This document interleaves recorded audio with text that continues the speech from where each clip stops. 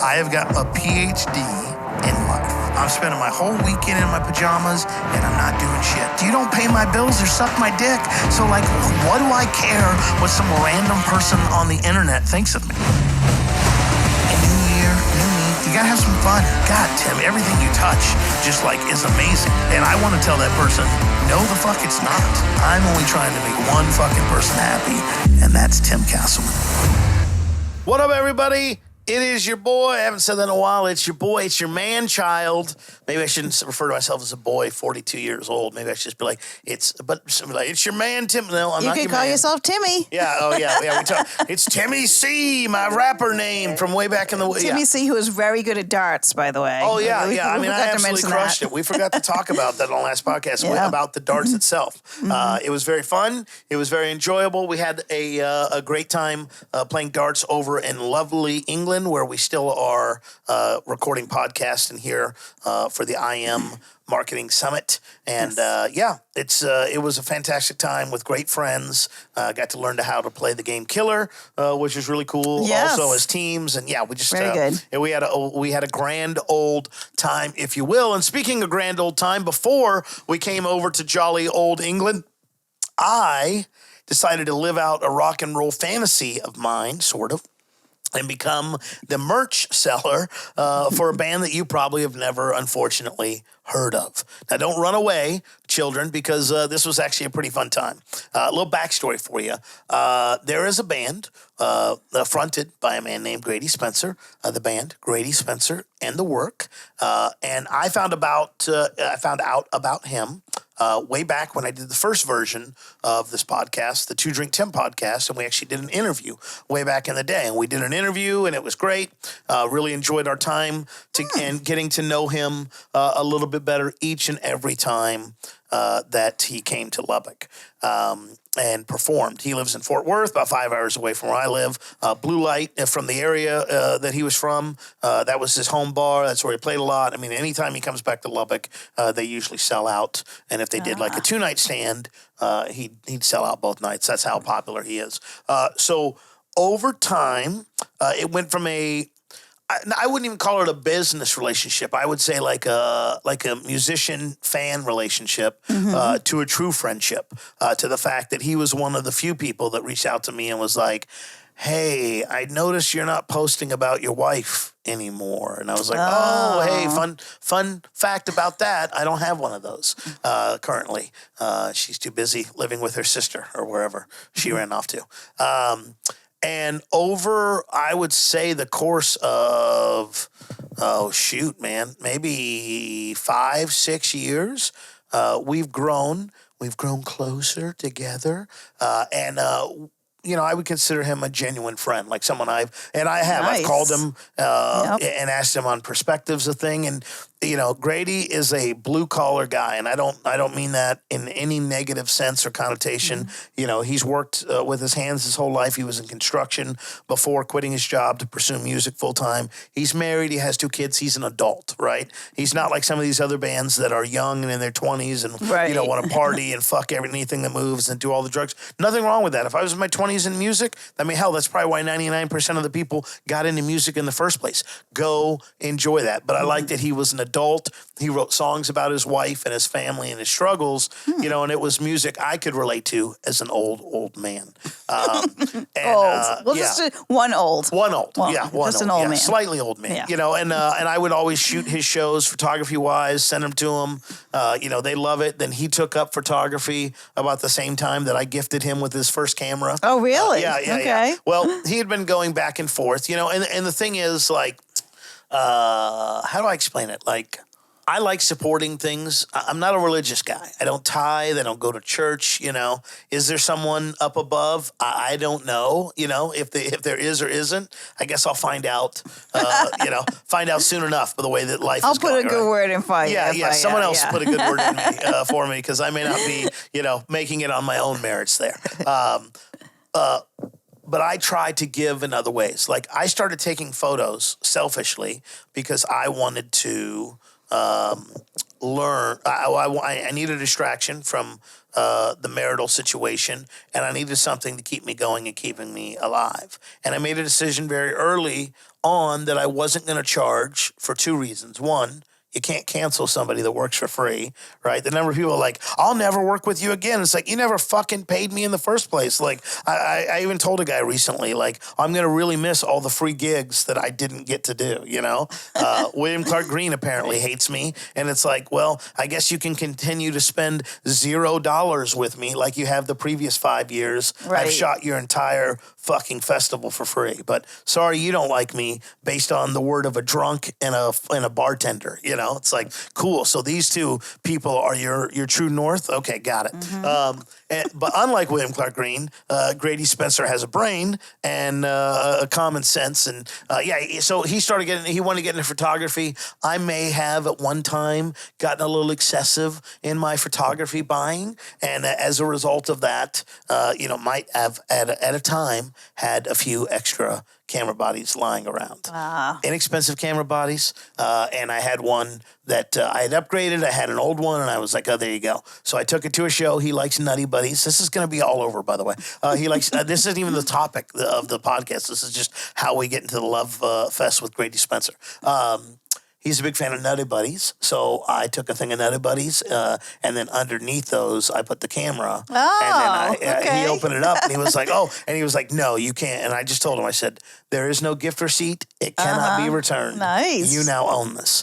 And then he paid me back real good a couple years ago. I'll have to tell that story probably on another podcast. So then we would nerd out about photography, and, again, we just became friendly and friendlier and friendlier, and now I consider him, like I say, a great friend and a confidant, and someone that when I have issues, I go and I say, hey, man, give me your perspective. And, his perspective usually is just put your head down and do the work. And, that's Hence the name of the band, maybe. Yeah. And that's his philosophy is he just is like, hey, I'm going to get to work. You're never going to hear him brag about how hard that man works. But he does. I'll brag on him. And that's his main thing, his band. So get this, right? So he's in construction, doing duct work and all that, has an amazing job. The company loves him. They know he's a musician. They work with him on a schedule. Wow. They do all that stuff. And it gets to the point where he's got to make the decision. Do I go music full time Right. and quit this job where if I stick around for a couple more years, it's a guaranteed $100K a year?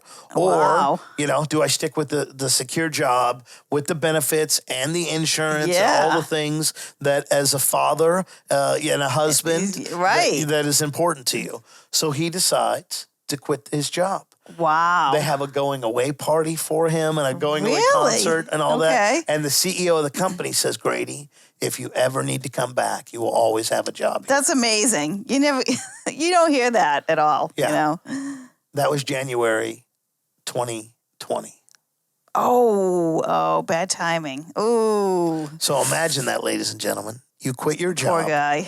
You make the leap. Yep. And 2 months later, the entire fucking world shuts down. Yeah. No more touring. No tours. No merch sale. No bars. No anything. No anything.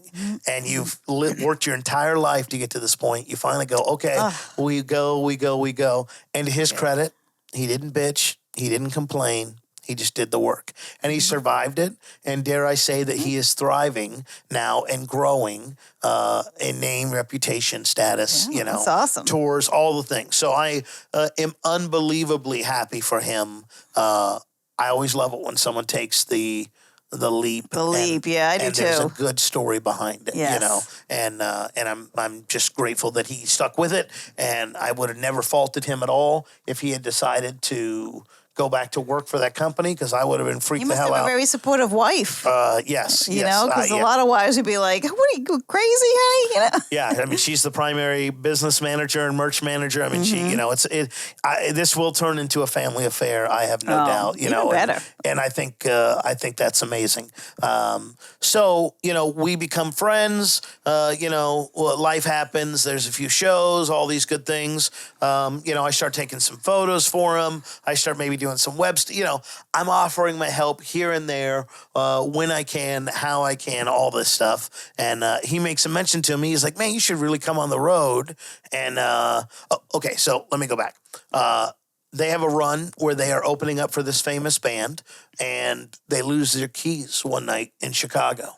And they can't find them for like 2 fucking hours. Now, I'll tell you, the last thing you want to be doing when you're trying to load out your vehicle so you can head to the hotel and get, 4 hours of sleep before the next day you got to get up and drive is lose your hotel or lose your keys for 2 hours. So this is after they had performed and they were trying to leave? They were trying to leave, could not locate the van keys Okay. to load up all their shit so they could go and move Go to the on. hotel. Yeah, Okay, I yeah. gotcha. Yep. So he's telling me about all this, and how he's having a meltdown and mad, and they find it, and this, that, and the other thing, and all that. Well, all I can think of is, how do we prevent that from happening again? Right. So I send him an Apple AirTag because he's an Apple fanboy and a keychain, and I just put, no more lost keys, my guy, Yep.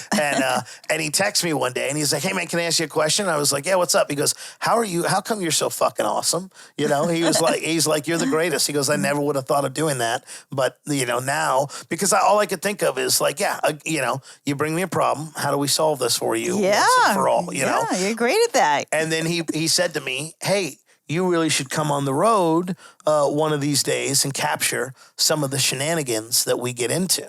Shenanigans. Little did he know that I had already been planning on asking him to let me do just that. Because here's the thing. I don't want to be a full-time on the road guy. I don't want to be a full-time photographer, a music photographer. It's a shit ton of work for what is decent pay, but not compared to what I'm making now for the level that I'm working. So it's something I dip my toes in. When I want to go shoot a show, I do. When I don't, no one's calling me going, you didn't show up for work today type thing. But I do want to go on the road with bands occasionally a couple times a year. Let me go out for a week or two. And an opportunity presented itself. So we were going and we did this wonderful tour that happened again right before I got on the plane to come to jolly old England. So the tour was 7 days. Let me think that. No, 9 days, right? Because we left I left Lubbock on a Friday, got to Fort Worth on a Saturday. We left that Saturday and got back the following Sunday. That tour was 3,900 miles or 52 straight hours of driving. Wow. And this little band from Texas was spreading its wings and basically hitting some of the same spots it hit with the band that they were opening for just a couple months ago, but now they were the headliners, meaning they were the main act. So instead of coming and seeing, William Clark Green, for example, and then Grady Spencer opening up, you were there to see Grady Spencer and whoever the opener was. Now, is that because previously the venue, they enjoyed him so much, they asked him to come back? I don't know what dictates that. My guess is yes, and we did have a lot of people that came and said, hey, I saw you guys the first time. I wanted to see you this time. Sweet. So, the whole goal in music is obviously to spread your wings, to get your name out there, to get people to come see your live show, hopefully buy some merch, obviously enjoy the show, et cetera, et cetera. Because they're a Texas band, they make all their money in Texas and then they go lose it on the road. And by lose it, I mean we literally drove to Knoxville for a gig that was well under $1,000. And it's a 4-piece band, and we had to drive there and we had to eat and we had to sleep on the way there. And all that comes out of that money. Right.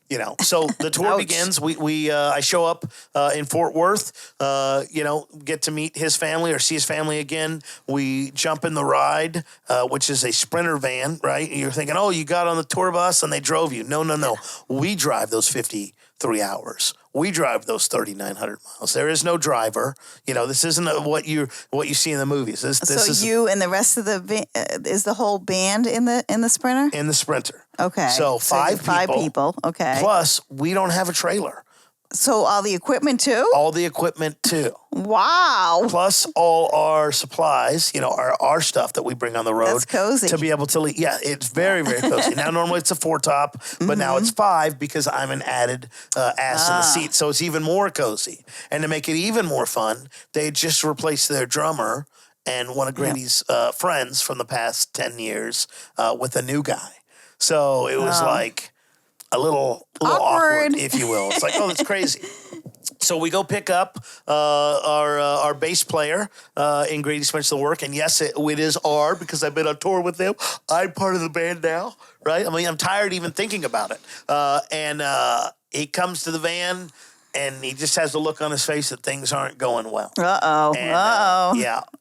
The girlfriend's like, you ain't going anywhere, honey. So here's the thing. I'm the only single member of the band. All these guys are married, and with the exception of one, all of them have kids.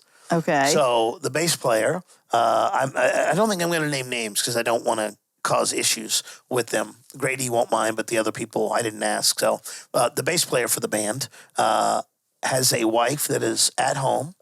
She's very pregnant with kid number 2. Taking care of kid number 1 that is still well into diapers. You know, I think probably under 2 years old, I believe. They had just sold their house. They were remodeling the house they're getting ready to move into. Ooh. And she had the flu. Oh, that's tough.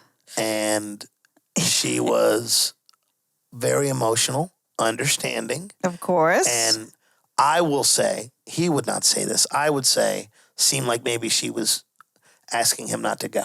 I would probably, I can picture it, yeah. Yeah. So imagine that.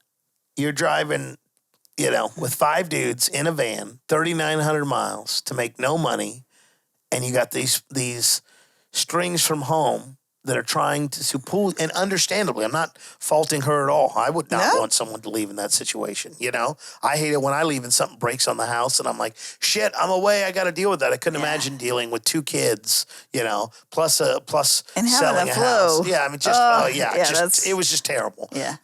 And you could tell, that the road is amazing, but the call home is always great. Yeah. So we do that, and we go pick up the next guy, lead guitar player. Luckily, didn't seem to be any issues with him. I wouldn't know because I think the guy spoke about 35 words the entire time. It's like, okay, you're the silent but deadly type. Got it. You're going to be the one that murders us. I understand.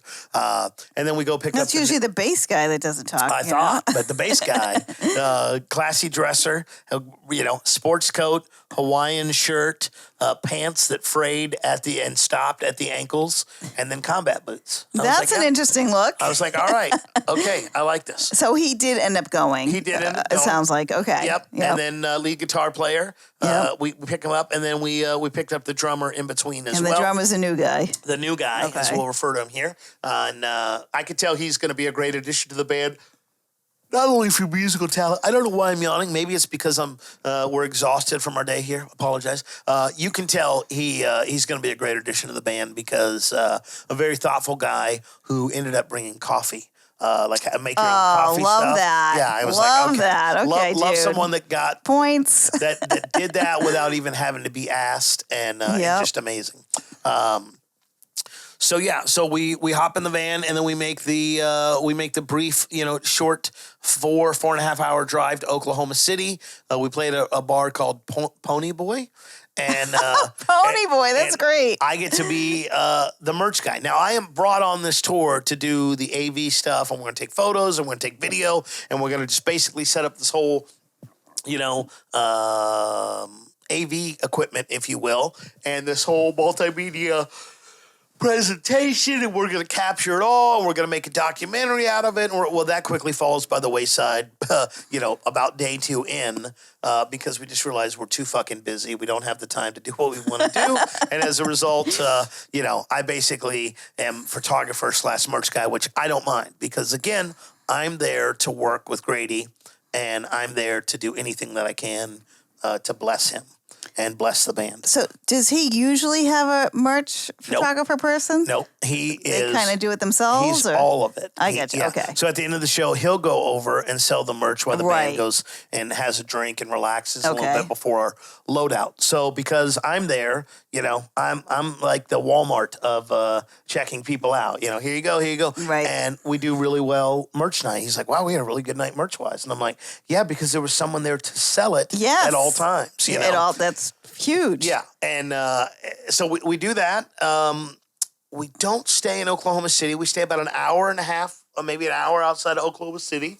Wait, I have a quick question while you're yawning. Yes, please. I'm sorry, guys. I don't mean to be yawning, but I just feel like my energy is suddenly drained. Let me take a drink of this Diet Coke. Yes, that'll refresh me. Please do. So when you say merch, so is this? Are they, carrying around boxes of T-shirts and stuff? I would love if they would. No, this is one, the stuff you put like Christmas lights and shit in, like a tub. Yeah. It's one huge tub. Okay. We have two. Thank you for asking this question. It's actually important. We have 2 styles of shirts. Okay. Stickers. CDs, and vinyl. And these are all physical products you're taking with you? With sold on the spot. I gotcha. You pay here, you buy here, you collect here. Okay. Type thing. Out of koozies. Have like 3 stickers. All the buttons you want. Right. And limited sizes on the shirts. Okay. Now, why is that? Well, because Grady's at the level to where he can send $1,000 check to the merch guy, but it takes a little while to get that back. Things a little tight. After you send that check, praying that money comes back sooner rather than later, and only to replenish the order, not to grow the order. To put that in perspective, there's a guy I wouldn't even consider fucking popular, but a well-known Texas musician that I would not anywhere top tier, and that's no disrespect to him. When he goes on tour, he writes him a check for $50,000. Oh, wow. And he goes, while we're on tour, we're going to call you and wire you another $50,000 to get merch sent to this location because that's how quick we go through it. Wow. So Grady's over here worried about $1,000 merch order and that money coming back. And then you got people bringing that type of stuff. So, as a result, there's not a lot of merch to sell, but what there is, I'm wheeling and dealing and selling and doing what we need to do. So we drive about an hour and a half outside Oklahoma City to stay at an Airbnb.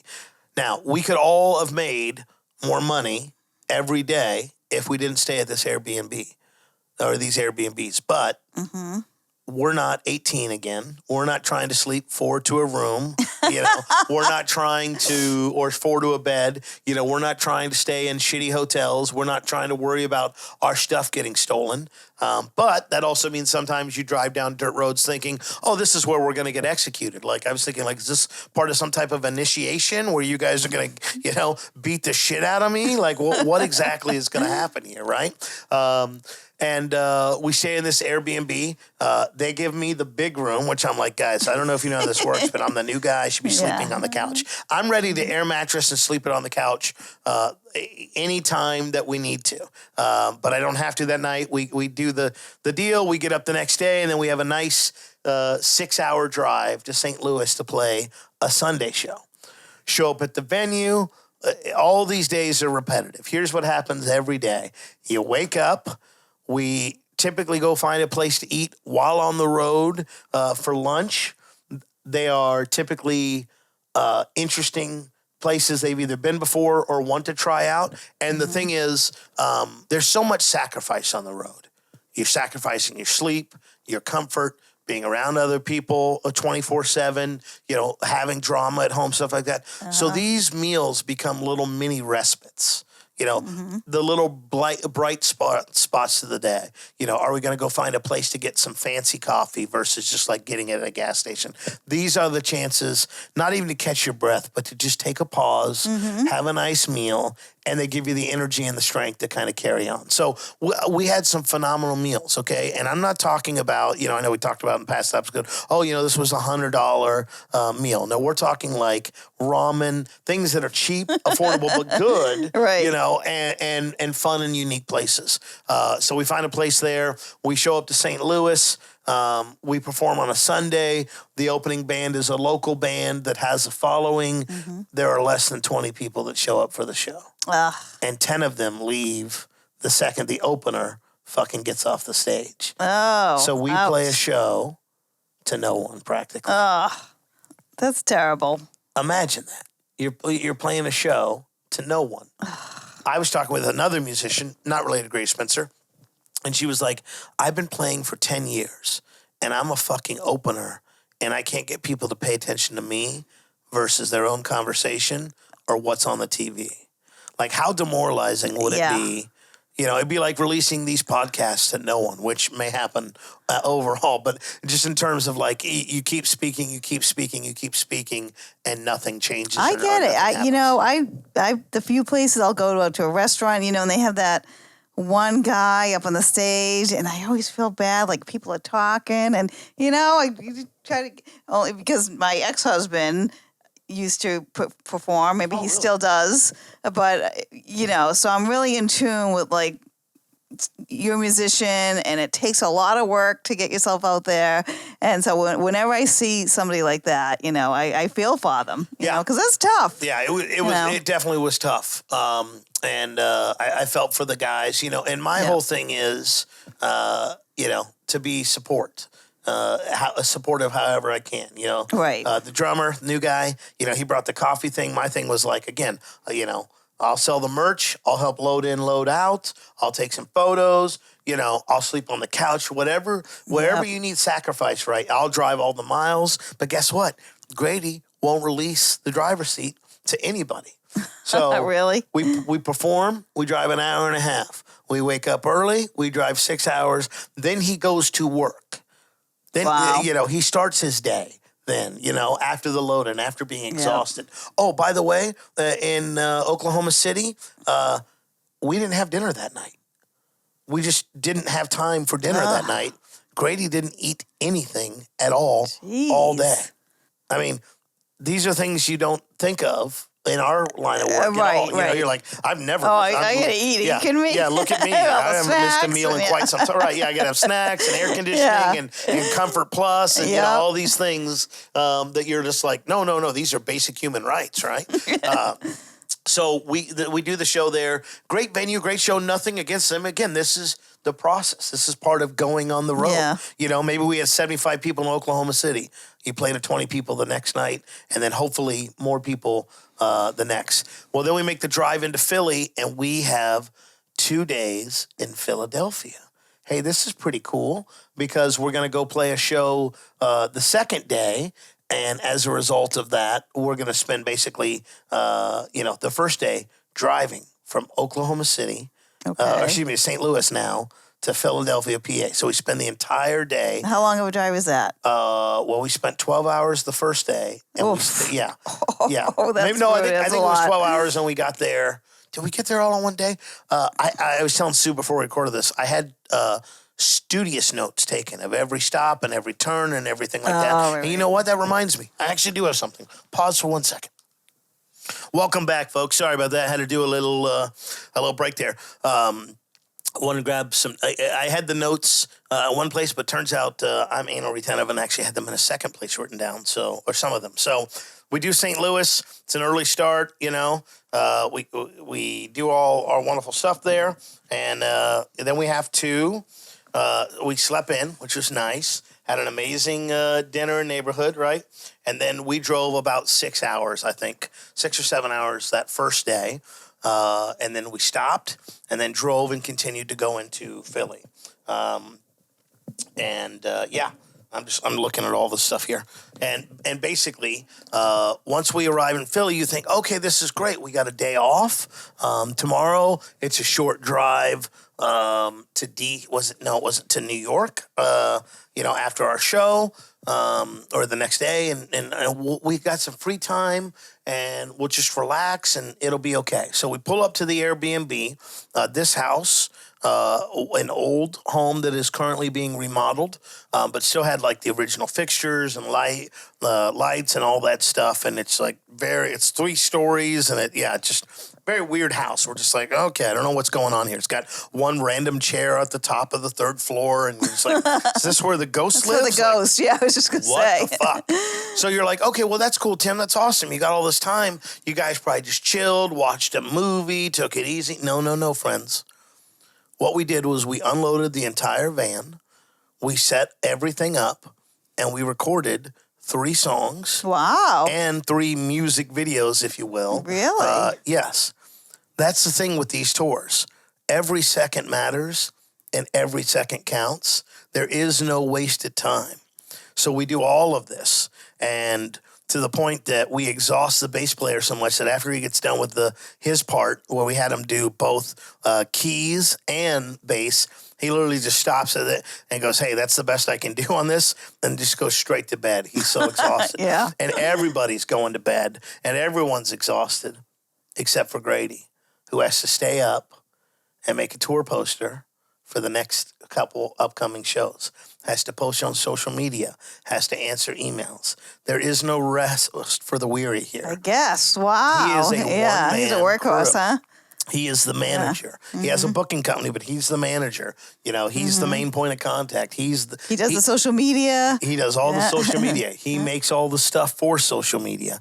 You know, he orders the merch. It's just, he has so much on his plate, and he doesn't want to give the responsibility away to someone that he doesn't believe will have his best interests at heart.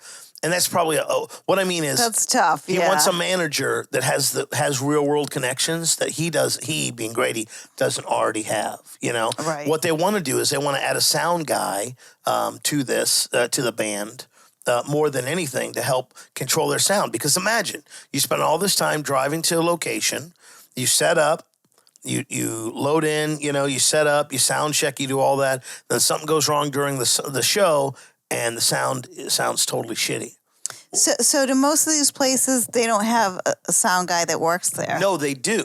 And luckily for us, in every location, they were absolutely amazing. Okay. But there have been plenty of dog shit sound guys that I've met that suck in at my their lifetime, job. that suck at their job, that don't get it, don't understand, whatever it may be. And as a result, then the band sounds like dog shit, and it's like you came all this way to make an impression, only to have your sound ruined. So we do all this, we do again. We do everything that we're supposed to do there. And I can't remember if it was the Philly house or the next house that we were at. But one of the band members needed to do laundry. So they just took all the towels out of the dryer, because they were all dry, and just put them on the living room table, right? Okay. Like we all do. Just go on there, stuff like that. We go to leave that house. Actually, I think that was the St. Louis house. I believe it was. We go to load out in St. Louis. I go back in to use the restroom, and there's Grady folding the towels. And I'm like, what are you doing, man? He goes, I can't have my Airbnb rating fucked up, or people complain that I'm a bad guest. I can't believe they left the towel. Yeah. I need this. That's how concerned he is to make sure that he leaves a positive and favorable impression, not only at the venues, but the places we stay and things of that nature. So we do our thing in Philly. We perform at a place called Milk Boy. Apparently, anything with boy in the title. Yeah, so you get your Pony Boy, your Milk Boy, Eminem Boy. Actually had a great time there. Probably one of our best attended shows. Only problem is the venue where we're performing is on the 3rd floor. Oh, no. And there is no elevator, I bet. Yeah. And we are hand carrying this shit. Oh, that's brutal. Now, we're pretty good with second floors. We're okay with second floors. Yeah. We're used to it. But when you have to make that turn and go up another floor, that's brutal. There's a moment when you think, I'm going to fucking quit music forever. That was like today. I was like, is this going to be 3 floors? Oh, that little turny staircase we went up. The dark place we went to, yeah. Because I was like, oh, man, all right, maybe a second floor. But if there was 3 floors, I would have come back here. Yeah. By the way, guys, if you're listening to this did get released as a podcast. I'm also okay if this is just a verbal retelling me of the tour. So when I do write this imaginary article that I'll probably never actually write, we'll cover it. So obviously that was St. Louis. Then we went to Philly, did the great show there in Philly. Had 2 weird things happen there. One of them being that, everything runs off electronics to do Stripe and all that stuff. Had all our Stripe stuff, like all the cords and stuff, taken. When we set up, we needed to charge those things up. So I charged the phone and all that. Oh, yeah. I hide it so no one does it. I come back. There's no phone. There's no cord. And I'm like, what the fuck? Turns out they thought someone had just left it there. Totally wrong, but whatever. And the sound guy, the front door guy that was checking people in had picked up he thought it was his charger. So we got it all back. No Wow, big deal. okay. You know? And the venue was super polite, and they're like, "Hey, we'll go buy you a charger. We're not like that." And I was like, "The thing is, even if you want to lose your shit there, you can't." And I can't as the merch guy. Right, no. 'Cause they're not going to bring me back out on tour. What about the phone? Was the phone? The phone, they had turned it in. So, okay. So we got everything we I got see what you're returned. saying. And it was just like, okay, instantly, you got to cool down. Right. You know, okay, cool. And then the other thing was, like, there was a guy there. Look, I have been shithoused at concerts before. And one of my favorite things is I'm a pretty fun drunk, and I'm not going to cause a scene. This guy was a Marine, a former. I don't think you call them former Marines because they'll tell you, "Oh, you're never a former Marine." He was a Marine. He told me, I didn't ask this. This is how drunk he was, that he had PTSD issues and was like getting real aggressive with women. Not, when you're drunk and you just don't realize you're acting a fool. That's what this guy was doing, but to the point of making several women uncomfortable, and to the point where I had to go up to the bartender and I was like, "That guy needs to stop being served immediately." And he was like, "Oh, I've been clocking him." I'm like, "Well, I'm just telling you." Yeah. He's like, "No, I saw him coming out of the bathroom stumbling. Like, well, don't worry. Like, he's done." And he actually even left early. The guy, he was so hammered. But all top merch buyer of the night, too. So it's just hilarious. Okay, so there's that. He's got that. We're happy that you're here, but please, could you be a little more respectful to the women in the room? That would be amazing. Please, kind sir. So, of course, we do our thing there. We come back. Excuse me. I'm looking at my notes here, right? St. Louis. Nope. We're on to Philly. Let's see here. Early morning drives, yep. Then we had 6 hours to drive there. We did a noodle bar with sticky buns, which was amazing. Did the EP recording at the house. Tried out video. I'm terrible at that. Yeah, I ended up being bartender that night. Gave him too much booze, and I think that's what tired him out. I was like, "Here, let me fill this up. Right? It's like, yeah, it's great. I will also say this: someone in the band was supposed to check in at home. Oh, well, Did not check in at home. And as a result, got a very angry phone call from back home. Indeed, yes. And it threw off the whole vibe the rest of the night with this person, as it understandably would. Mm-hmm. And that, I'll mention it a million times. It's like the real world doesn't stop when you're on the road, and but yet the real world can still impact your time on the road. So it's like, I may not be able to do a deal and address with it, but it got worked out. It was okay, but you could tell. I mean, there was a before the phone call vibe and an after the phone call. Yeah. And even with the after the phone call vibe, we still got to get the job done, and we still got to get the work done. You know, so did that, and then our next night, as we switch the page here. We did the Philly. I got to sleep on the couch for the first time, which I was so proud of. I was like, yes, I'm sleeping. Way to go. I got to do a little drive to Philly, got to help there. Let's see here. Philly cheese bar visit, no idea. Oh, Load In From Hell. That was the three floors of just absolute dog shit. That sounds and then brutal. the green room is on the bottom floor. Not a problem because we don't have our gear going and stuff, but it's like an old storage locker. The room, an old storage room that they had just converted into a green room that had a bed on it that there's no way in hell I would have slept on.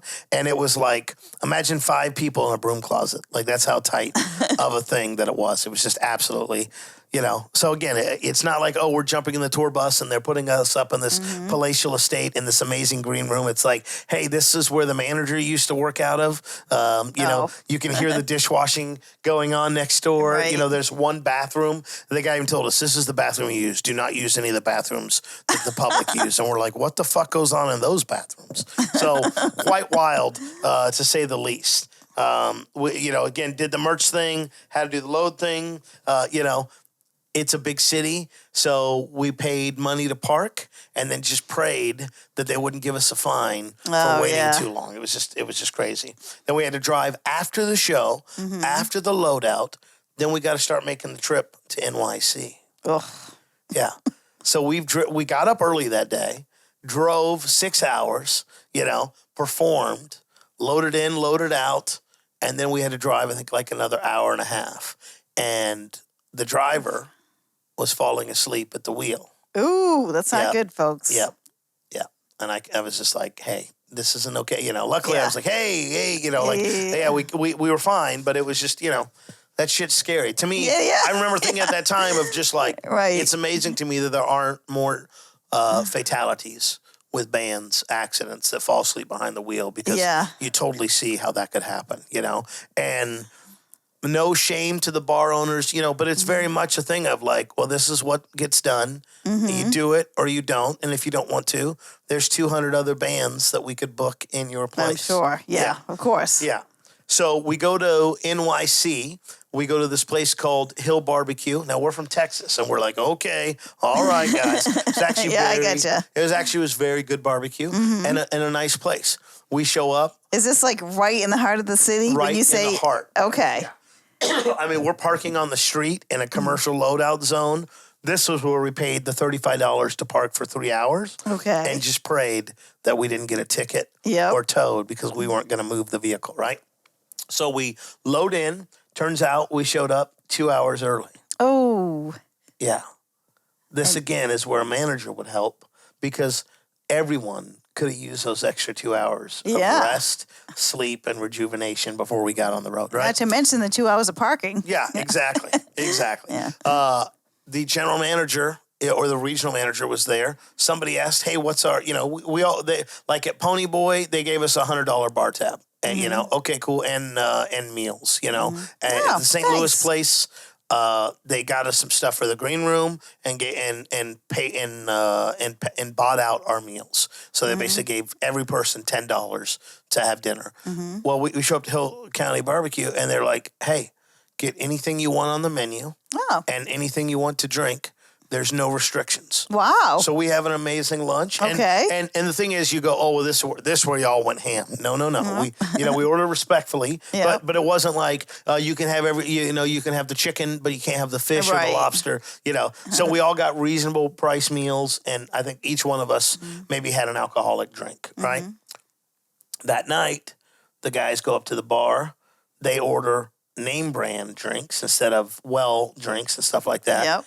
At the end of the night, here's your tab. Oh no, we're talking about Country Bob's bunker. But you understand, right. The general manager. Well, yeah, okay, but that was incorrect. So here's your tab. That was incorrect. That's how they said it. I don't remember how. I don't know how they said it, but they had a tab at the end of the night. Does that tab include the earlier meals? and drinks? No, those were all taken care of. I see. Okay. Yeah, but New York City bar prices for not top shelf, but name brand. Apparently, it was like $40. Oh my gosh! Type thing, and you're like, well, what's the big deal, Tim? I got paid $400 for this whole fucking trip, guys. That's the deal. That's 10%. And by the way, out of that $400 has to come all your meals. Yeah. And the only thing they're not having to pay for is Airbnb and gas. That comes off the main account. Type thing. So that was a little bit of a shock, right? Killed it with merch sales, sold out, did all that stuff. Grady, that's when I noticed that we were getting super tired. We got home at 2:44 in the morning, and we had to be up and on the road by 9 a.m. the next day. Yeah. And I could tell at this point, the road was getting a little long, a little heavy, so I tried to do some, what do you call it? Trying to keep it light and keep it fun. So I had packed with me a mullet wig. So that was the day that I got to debut it. And had a great time. Sold a bunch of merch. Actually sold out of merch. I think we'd sold all but one of their T-shirts. One style of their T-shirts, and everything went well there. So that's New York. Next night, Hill County Barbecue, but in D.C. So, and we know the rule there, So park on the street again. Pray we don't get towed. Eat our, they brought meals down for us, that were basically just like, here's 3 or 4, pulled pork, brisket, stuff like that. Make your own sandwiches. It certainly wasn't, you guys could have whatever you want, And it was like, here's the 12-pack of like Miller Lite, for the green room type thing. There's so much more I want to cover, and I know half of you guys are probably asleep if you're even listening to this. Great shows in NYC, amazing shows in Philly, great shows in DC, and it was amazing to see people who said, "Hey, I came out when you guys opened up for this other band. Now I'm here to support you as a headliner." There was a couple that was from Australia that had found Grady during the lockout or the lockdown and had just moved to New York the week before. Wow. And randomly see that he's that's performing cool. there.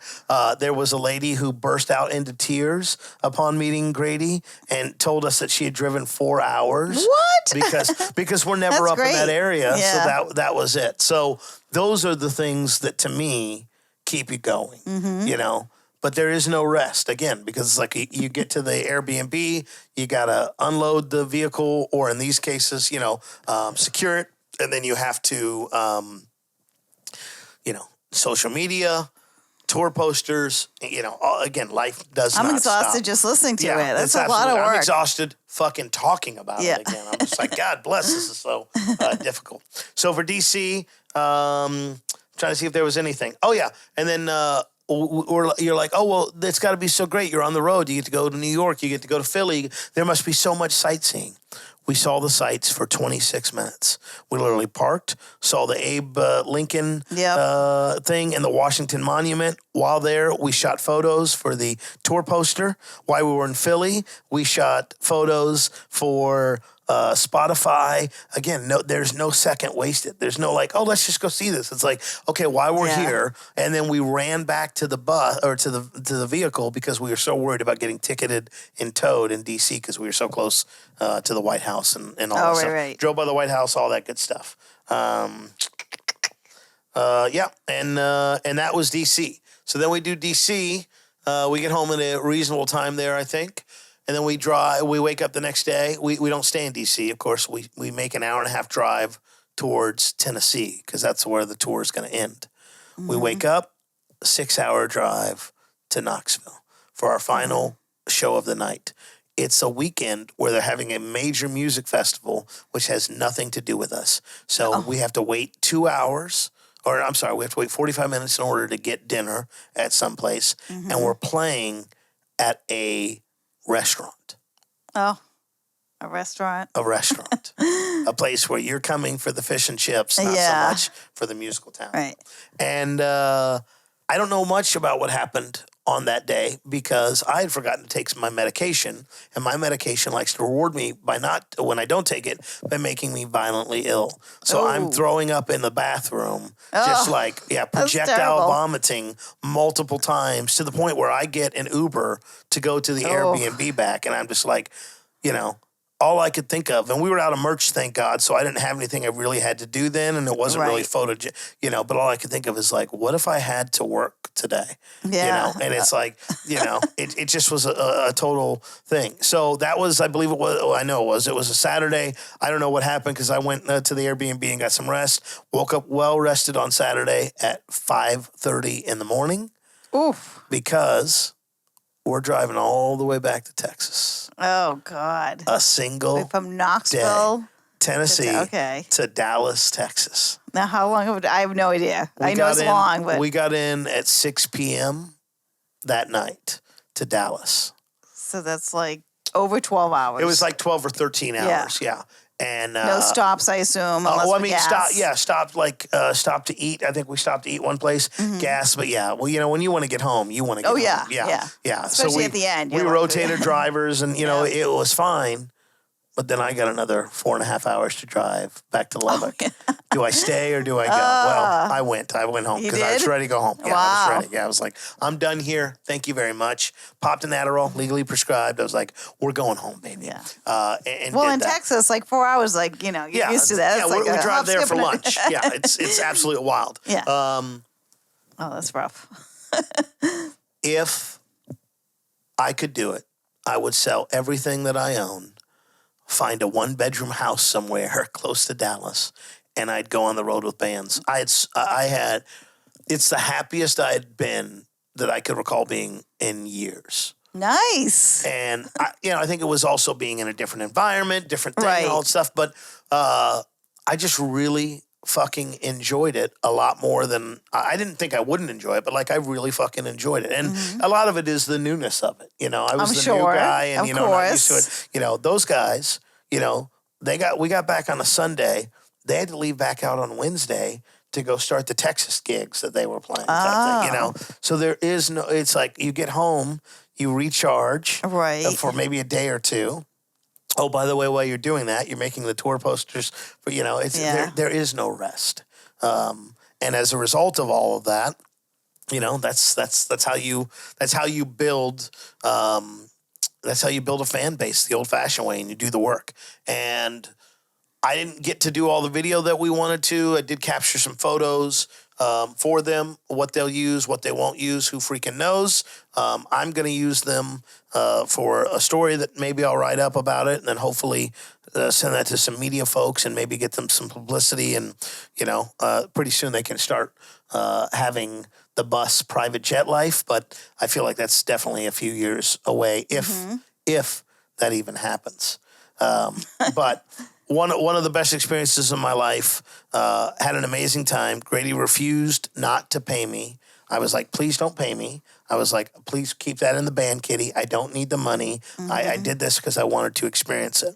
And I will tell you a few things that I learned or that got reinforced from this. One, don't ever get mad when a band can't stop and see you if you're friends with them, because if it's off the beaten path and you're like, well, we're only an hour off the beaten path, they don't have an hour on that schedule.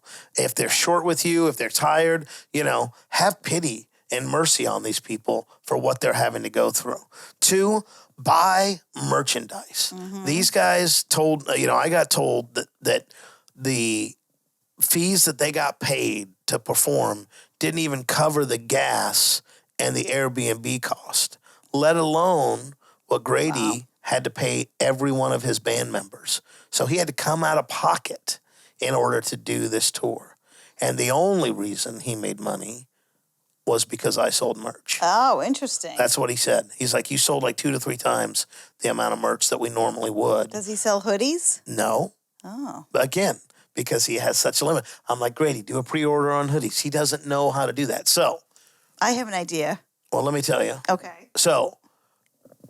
What I did, and he doesn't know it yet, and he won't. By the time this is done, it'll already be done, is I took that $400 and I called the manufacturing company or the guys that print his stuff, and I said, put this money on his account so that when he calls in next time to do an order, he'll have a credit of $400. Excellent. And I felt like that was the best way. You? Yeah. Well, I'm not saying this to brag, but I don't need the money as much as they do. And more than that, I didn't do it. I'm not doing it. I didn't do that run for the money. Of course. There will be ones I will do for the money, but that wasn't it. It was like, hey, you're being nice enough to let me fucking sit in the van and experience this in real world in real time. Like, I would have paid $400 for that experience. Right. And, you know, and I think selling merch is one of the best ways that you can support any musician. And it truly does go directly into the gas tanks and wallets of these musicians who, with the exception of Grady, you know, a lot of these guys are studio musicians, and that's where they make their money that allows them to go be in a band on the weekend. Oh, is that true of some of his? It's funny. A lot of these guys play in churches, and you know they get paid decently there. You know, every week along with studio sessions, and that's where those guys are making their money. I get you. But again, we're not talking about private jet money or big house money. We're talking about subsistence living. You know, at its best, if you will. So I apologize. You were talking about hoodies, and you said you had an idea. So my idea is to. You know, and maybe he doesn't want to do this, but to set up an account on Amazon merch, put his T-shirts and hoodies, and they have quite a few long sleeve T-shirts, whatever, and then just set up a QR code at the event because everyone trusts Amazon, you know, all these different, and that way he wouldn't have to stock these products and haul them around, and people just go, boop, with the QR code, boom, and it's a purchase. I don't think that would work live. If we wanted to bring a small amount, we could. But people like the immediacy. Well, and that's true. I do understand that. I don't discount that idea. What I talked to him was take fucking pre-orders. It's like, okay, hey guys, we're going to do hoodies. Get 100 printed up. Pre-sell 50 of them that cover the cost of the 100. Right. And then take the other 50 on the road. Right. The other thing that surprised me, vinyl outsells everything in terms of media. I think we sold 2 CDs the whole time. I've heard that lately. So he's imagine this, right? He goes in, they record at a professional studio, get it all done, all that good stuff. He had 300 vinyl made and only 100 CDs made. I find that surprising. Apparently, these youngins, they're buying those. My daughter bought a record player. I'm like, oh, you did. Also interesting, Midwest vinyl all day long. The closer we got to DC, the more I got. Well, I don't own a record player. Or the people that did were older. Really? Which I would have thought would have been the total. I would have thought, yeah. Yeah, that's surprising to me. All would have, at every stop, everyone owned a record. Hell, I own a record player, and I don't even, have records. Right. Yeah. So, just an amazing thing. I have a lot of thoughts that I want to put in actual writing about it. It's just, man, it's a tough fucking life, and you better love it, because if you don't, it's just a kick in the face every single day. So quite interesting time, a week that I will never forget, the happiest I've been in quite some time, and I'm sure I'll get a chance to do it again. Really inspired me to kind of possibly, maybe, eventually do video, because I think it would be great to document it.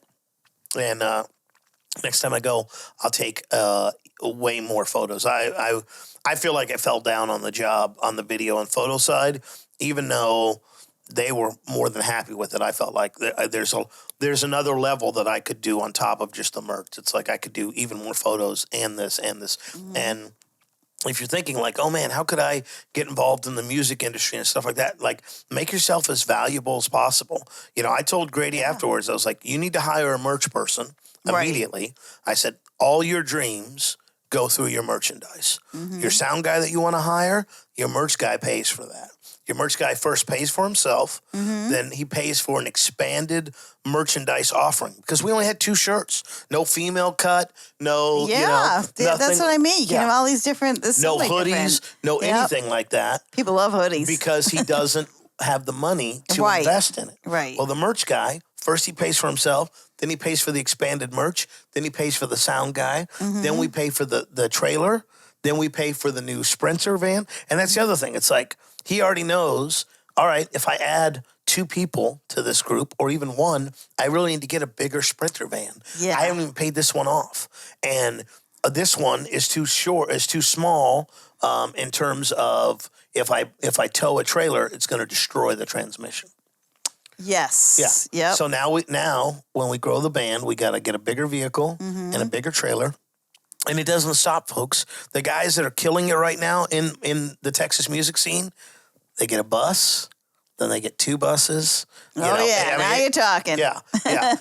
But you go, oh, that's awesome, man. You do that. All I can think of is each one of those buses are $5,000 a day when you consider the fuel, the rental cost, and the driver. Oh, and that driver, he can't drive 12 hours a day. He has there's a limit. Has limits and stuff like that. The CDL limits. So it's crazy. You think, oh, musicians, and don't get me wrong, there are musicians I'm not talking about the top level like Carrie Underwoods and stuff like that. Right. Morgan Wallen, is flying private everywhere.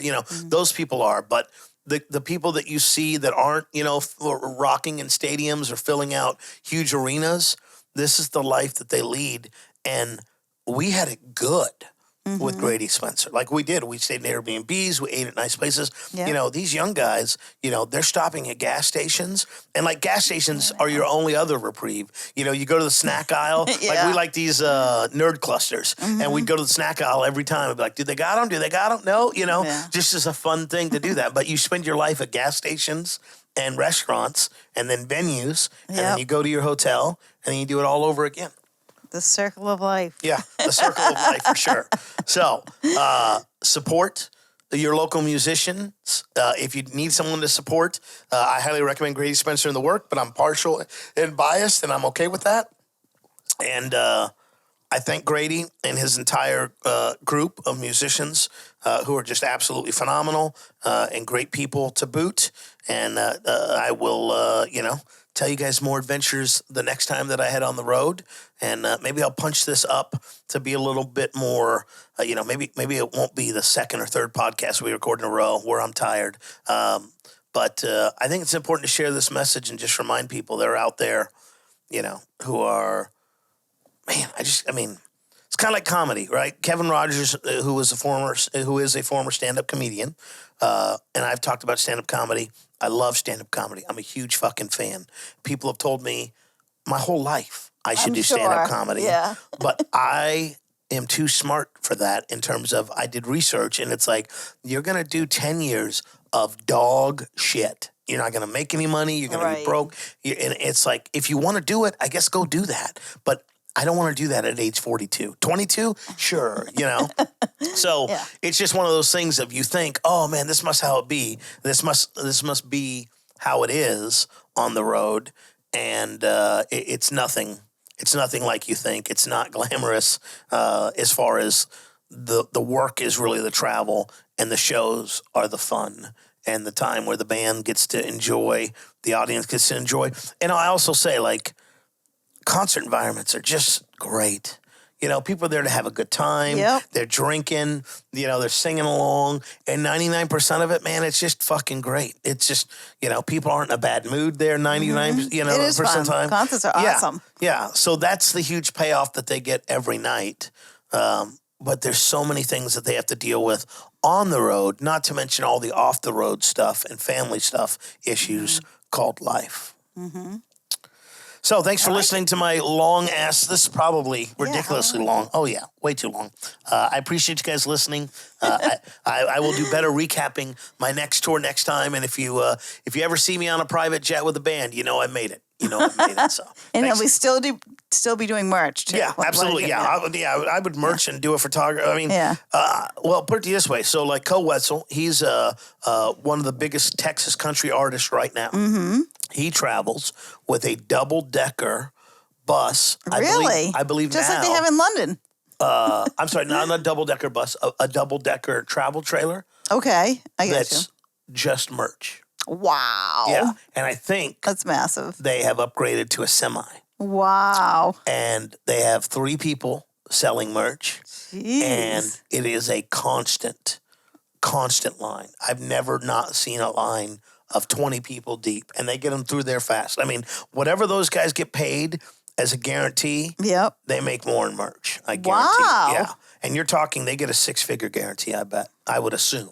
At the level they're at, I would say minimum $75,000, but I bet they're at a $100,000 guarantee, and I bet they're probably most big events. I bet that's what they're clearing a night in merch.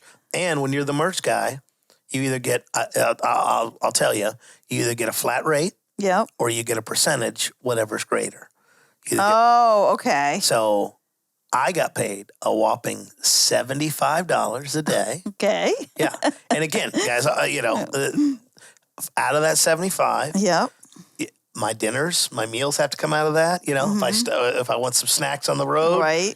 Any incidentals, type thing.